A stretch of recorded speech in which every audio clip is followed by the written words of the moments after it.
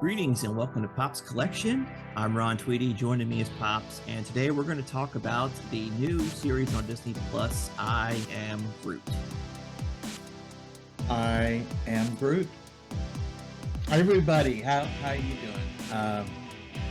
One thing I can say about this series is that it doesn't have a whole lot of dialogue. But hey, Right. it's all good.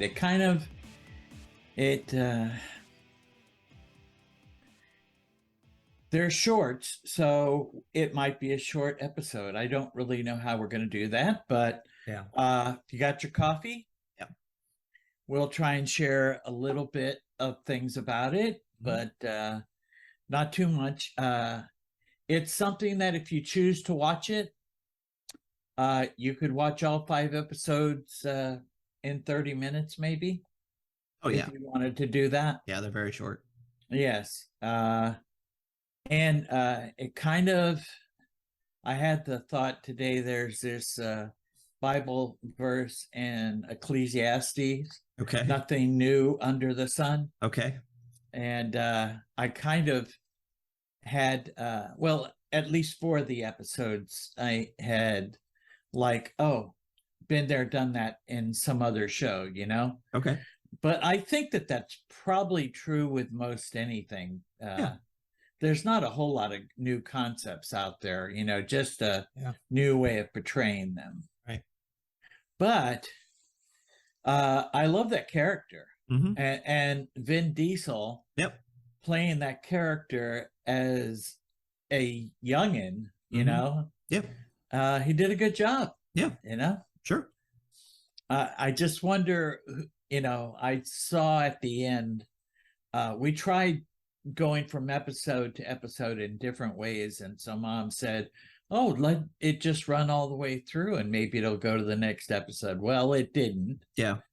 And at the end wow, it was translated in so many different languages. Yeah. I'm thinking, how many ways can you do I Am Groot? Yeah. So that's a good point. And the reason why they did that, just so you know, is I think there was a reason why, because typically what happens with the Disney Plus series is that they'll have the series and then they'll have the episodes organized under it. And this one we didn't. There's 5 different titles for the I Am Groot shorts, and the reason for that actually has to do with the way that it's organized. So you'll see here, if you look particularly on the timeline order, so it starts off obviously with First Avenger, and then it kind of goes through chronologically when each thing takes place. When you get to the Guardians, you have the first I Am Groot, where he's, the sapling in the first steps. And then obviously the second movie is playing, and then that's when the rest of the I Am Groot shorts take place. So that's the reason why they have different titles. Okay. So there you go. Okay. All right. Well, that makes sense then. Yeah. But I also noticed that you've got a one-shot up there called The Consultant. Mm-hmm. I haven't seen any of that. I guess I'm going to have to check that out. You probably have, because you watch all the special features on your movies, and those were normally as special features. So. Oh, okay. Yeah. All right. Yes, and I do own all the Agents of S.H.I.E.L.D., so it's probably there somewhere. All right. So the other thing I wanted to show was that Groot is actually a very old character from the Marvel universe. In fact, he predates the Fantastic Four even. You could see him here in Tales to Astonish, number 13, all the way released back in 1960. The monster from Planet X. Yes. Except that he says more than I Am Groot here. Right. So obviously a little bit more well, he looks a lot older there, so yeah.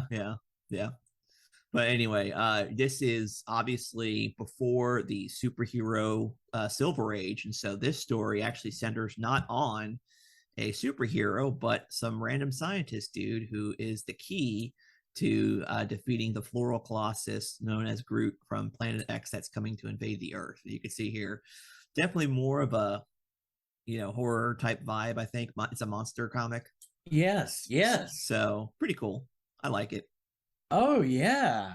But Uh, of course, illustrated by Jack King Kirby. I think. yeah.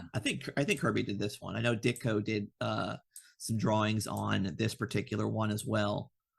But yeah, you could see. I think that's Kirby, or it might be Ditko. I don't know. One of the two. It doesn't really tell you I there. think at the end credits at the of the shorts, it did say that it was created by Stanley, Larry Lieber, and Yes. Jack Kirby. So there you go. And of course, another thing about these Tales to Astonish books, there's also some prose as well as Yes. comics. And I have to tell you that Yeah, I read those religiously, yeah, every word. I mean, I can't tell. I read the comics themselves numerous times until the covers were like yeah, gone, yeah, yeah. and it was just the material. But Yep, I mean, everything, yeah, even the stupid ads for be your own salesman, yeah, or x-ray eyes, x-ray glasses, yeah, yeah.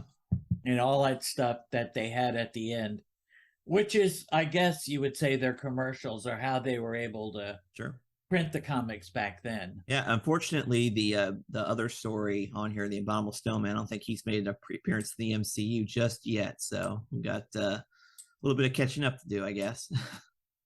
Yes, and well, it was originally, Yeah, a novel, so yeah.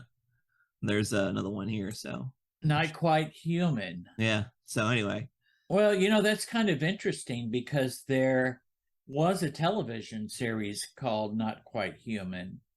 I don't know. I'm going to have to do some research on that. are you talking about the TV movie with Alan Thicke? Uh, no, I think there was a series. There was an actual series Yeah, called Not Quite Human, I'm but familiar with that. no, I'm not really familiar. But you know what? You're Yeah, right. I remember the the Thick thing too. So yeah. we'll discover that Okay. and we'll talk about it, I guess. All right. So the first one was Groot's first steps. Yep. So almost his coming of age, I guess you would say, Sure. and his conflict with being the center of attention and then not being the center of attention. Yeah. So Yeah. um, thought it pretty funny. A lot of these episodes, I wasn't sure how to react because I'm an adult. So I thought that maybe I should just watch them without trying to analyze them to death, Oh yeah. Yeah. because you could definitely, but uh, I attempted that. And then after seeing them, I had thoughts and I shared them with your mother. And Mm. she kind of was the same way that, if you were a young child or adolescent, you would have, it would, all that stuff would have just blown by you and I said, so if I didn't mention that to you, would you have thought that? And her answer was no, not at first, but now that you've mentioned it, now you would have to think more about it. But Mm-hmm. um, I'm just going to take it for what it is and try not to overanalyze it too much. But uh, I know we thoroughly enjoyed those, Yeah. for just what they were. Yeah. Well, I mean, it's like any other uh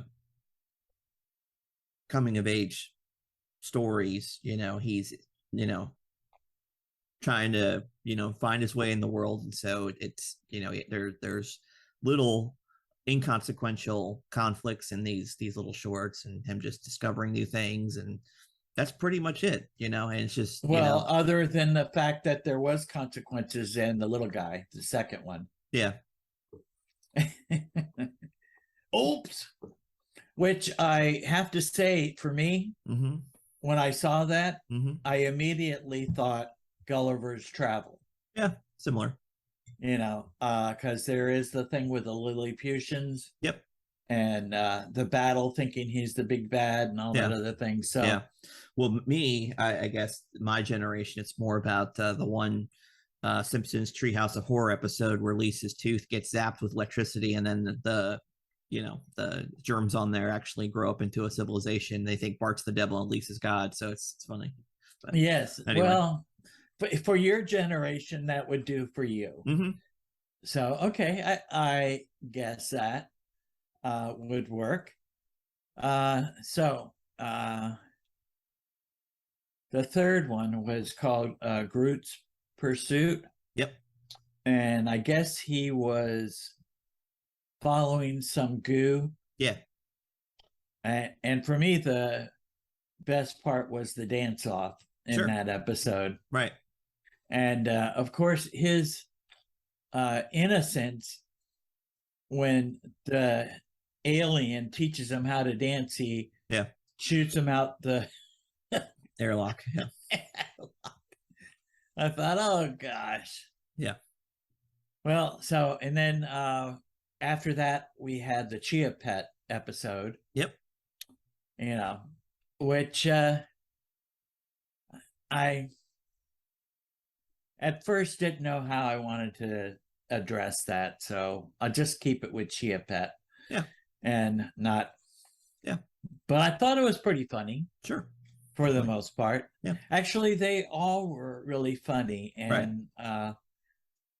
A lot of them did speak to Groot's innocence as a child growing up. Yeah, child. Right. Exactly. I guess a toddler, maybe. Yeah, that's fair. Yeah, close enough. Yes, and Magnum Opus was about drawing the family. Right. Right. For the refrigerator. Yep. And we did get a special appearance of Bradley Cooper in there. Yeah, special is, I guess, one way you could put it. Well, what do you want to call it? No, I'm thankful that Bradley Cooper was able to reprise his role as Rocket, which is great.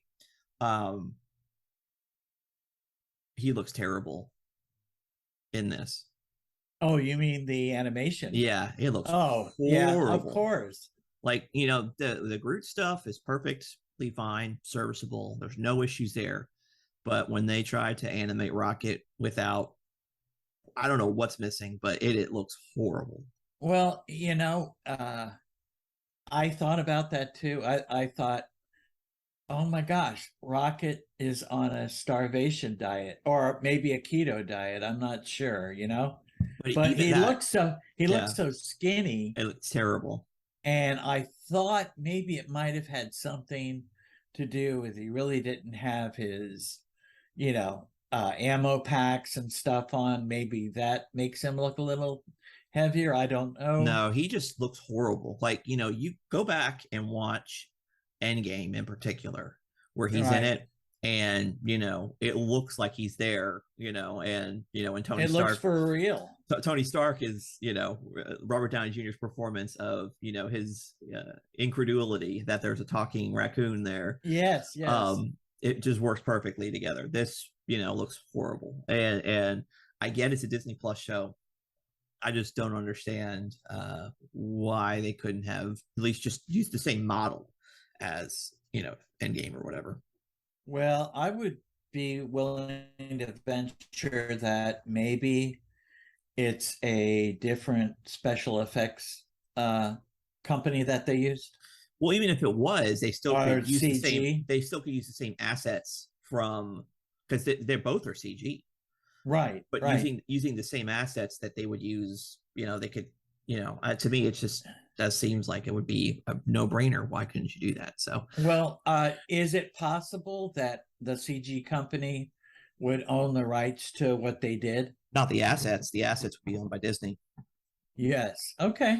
But I guess it might just be trying to set the bar really low for this week's version of She-Hulk, and we'll get to see if the CG remains to be poor. Well, that's something that we will discuss our next episode. Yeah, yeah, Because I have to say, your mother and I have been watching a show on Hulu. It's an ABC show called Good Doctor. yeah. I know it. And so the fifth season, they don't have all the episodes on there. So she's like, well, we can get some on demand. Well, we went to the on demand channel, and every episode, unfortunately, we have to have the commercials. Mm-hmm. And every commercial was for Disney Plus. Okay. Or for a Disney Plus, I guess there's a multiverse game or something that, or some kind of Mirrorverse, I think it's called, which has all of their characters, Baymax and Okay. it's whatever. But anyways, I can't tell you how many commercials for She-Hulk we had to see, and so we're like, oh my gosh, Yeah. And so is this, I mean, Ruffalo's in it. At least the first episode. I think the last episode too. So yeah, well, we'll discuss that, I guess, whether we're we'll do it like we did Miss Marvel. Yeah. I mean, if you want to, we can, but let's just wait and see what the first episode looks like, I guess. Sure. That's fine. I mean, we did that with Moon Knight, and we had to suffer through that. Yeah. So. Yeah. But yes, maybe you're right. Maybe they just set the bar low. Because I can say I'm not real impressed with the CG I saw. And I'm even as far, I'll go out on a limb and say that actually the rocket from the Guardians of the Galaxy game that came out last year looks better than this rocket. Well, let me ask you this. Do you have the Guardians of the Galaxy game? I have digital access to it right now. Yes. Okay. So, I mean, you could technically compare them. And, yeah, I probably could. And you could tell us. Yeah. Your expert opinion after you've seen them both together. Sure. Or maybe I'll just splice in some footage here and let the viewers decide. Groot, where? Well, Groot, are you okay? Groot, are you dead? Oh, yeah, you're right there. What the? Wait, are those the ship's fuel rods? What's wrong with him? He's pissed. He thinks he failed. Which, of course, he did, but, there's a lot of that going around, ain't there? Honestly, into this exact second, I thought you were Build-A-Bear. Maybe I am. And you are not a monster. He's not. He's the sweetest, most... I am Groot. No, you don't. This ain't something you can pretend. I am Oh, yeah? You want monster? I'll show you monster! Whoa, guys! It's definitely, and it's, just, it's, cute, little fun. It's fine. Yeah, totally. Go for it. Yeah, it does have some pretty funny moments, I have to say. Totally. But I do have to say that Volume 2 dance moves are better than these dance moves. Sure. But I think that was done a lot better, of course.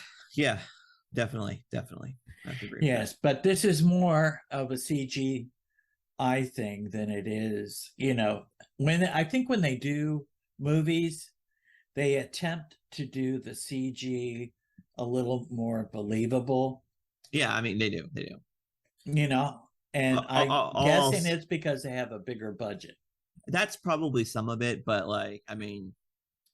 the amount of CG that's in these movies, in particular, the Marvel movies, is trying to think of the right word, ubiquitous. Like you can't get away from it. The last 2/3 of Endgame, or maybe the last third of Endgame, it's all CG. Everything that you're seeing is CG.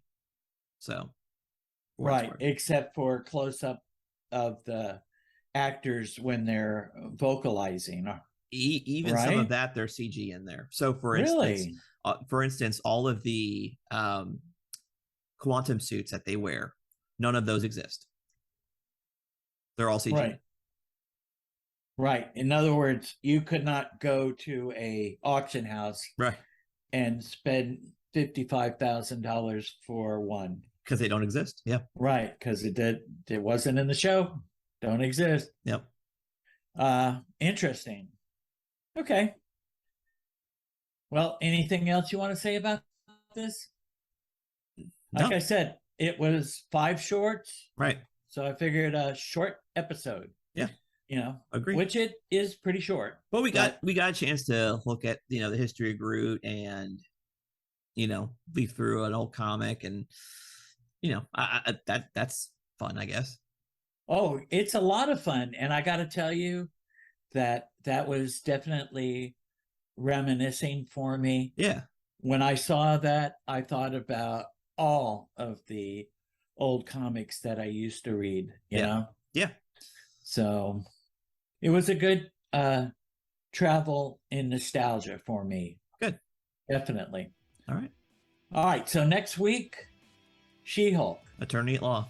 That's right. I know. Your mom got a kick out of that, Attorney at Law. So Yeah.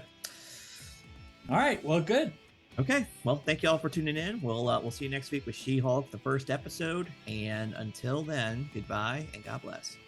Goodbye. God bless, and tell your friends.